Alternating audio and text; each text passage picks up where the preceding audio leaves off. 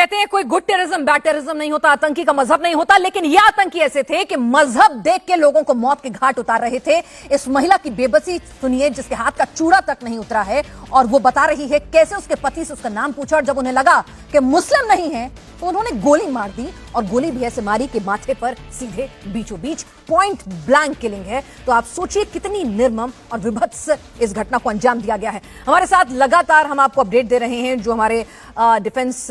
Editor, हमारे political editor जो हमारे साथ अपडेट लेकर आ रहे हैं कि किस तरह से 26 लोगों के मारे जाने की अभी पुष्टि हो गई है, जिसमें से 25 टूरिस्ट हैं और एक लोकल कश्मीरी भी मारा गया है। और अभी भी यहां पर सेना का ज्वाइंट ऑपरेशन विक्टर फोर्स उसको लीड कर रही है। तमाम बड़े ऑफिसर्स इस ऑपरेशन में खुद शामिल हैं। वो चौपर से वहां पहुंचे और उसके बाद लगातार दोपहर से ही ये ऑपरेशन शुरू हो गया है। मनीष प्रसाद हमारे साथ इस वक्त जुड़ चुके हैं। मनीष,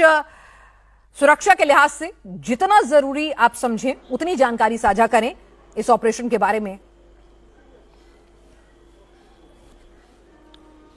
देखिए पिनाज, दो बातें बहुत ही क्लियर है जो हमारे टॉप सोर्सेज इस बात को कंफर्म कर रहे हैं। पहला, जो टाइम ऑफ अटैक है वो 2:30 बजे, उसके बाद उससे पहले यानी अटैक से पहले आतंकियों ने इस पूरे एरिया की रैकी की थी और ओवरग्राउंड वर्कर्स जो थे यानी उनके सिंपथाइजर्स, उन्होंने इसमें पूरी मदद की। और सोच समझ के, क्योंकि रोड हेड से ऊपर तक चढ़ने में 40 मिनट का कम से कम घोड़े के जरिए समय लगता है, और अगर आप बाय फुट आ रहे हैं तो करीबन 1 से 1.5 घंटा यहां तक पहुंचने में आपको लगेगा ही लगेगा। और यहां पर सिक्योरिटी के तौर पर एक बेसिक सिक्योरिटी डिप्लॉयमेंट रहता है, उससे ज्यादा नहीं, क्योंकि ये बहुत ही शांत एरिया था, पिकनिक प्लेस टाइप था, और यहां पर लोगों की काफी आवाजाही है, चाहे उसमें कश्मीरी हो, नॉन कश्मीरी या टूरिस्ट। लेकिन सोचे समझे तरीके से आतंकियों ने इस एरिया को टारगेट किया ताकि जो शांति व्यवस्था है पूरी तरीके से वो भंग कर सके, और उनकी बौखलाहट इसके जरिए दिखाई भी दे रही है। उसके बाद करीबन 2 से 3 आतंकी थे जिन्होंने मल्टीपल साइड से फायर किया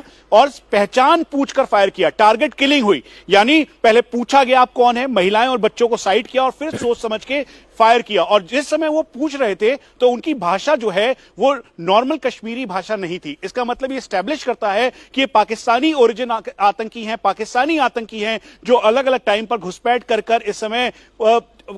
वैली के अंदर मौजूद हैं, और उन्होंने इसको अंजाम दिया अपने आकाओं के कहने पर। इसीलिए जो वहां का डेटा है, यानी जो वहां का डेटा है उसको खंगाला जा रहा है, चेक किया जा रहा है, और करीबन 15 मिनट तक, 5 मिनट तक कॉन्टिन्यूस फायर किया। उसके बाद तक 15 मिनट तक उस एरिया में उनकी प्रेजेंस रही, जिसमें जो अलग अलग एरियाज में थे, जो एक खाने का आपको स्टॉल दिखाई दे रहा होगा जहां पे करीबन 25 से 30 कुर्सियां एक साथ लगी हुई हैं, 20 कुर्सियां एक साथ, ये सारी वो डिटेल है जो कि अब से कुछ देर पहले रक्षा मंत्री को ब्रीफ की गई है, बताया गया है। और उनको इस बात को भी कहा गया है कि खुद जो 15 कोर कमांडर लेफ्टिनेंट जनरल प्रशांत श्रीवास्तव हैं, साथ में विक्टर फोर्स कमांडर हैं, वो सब वहां पर मौजूद थे। उन्होंने इसकी स्ट्रेटेजी तैयार की कि जिन्होंने इस कायराना हरकत को अंजाम दिया है जल्द से जल्द उनको न्यूट्रलाइज किया जाए। और इसीलिए जो 2 पैरेलल टीम, एक जो कि लगातार ऑपरेशन कर रही है, यानी इस जंगल में रात का वक्त हो चुका है, यहां पर डेंस जंगल है, उसके अलावा जो मौसम है वो खराब है, इसलिए आधुनिक आलों के तौर पर नाइट विजन कैपेबिलिटी वाले डिवाइसेस का इस्तेमाल करके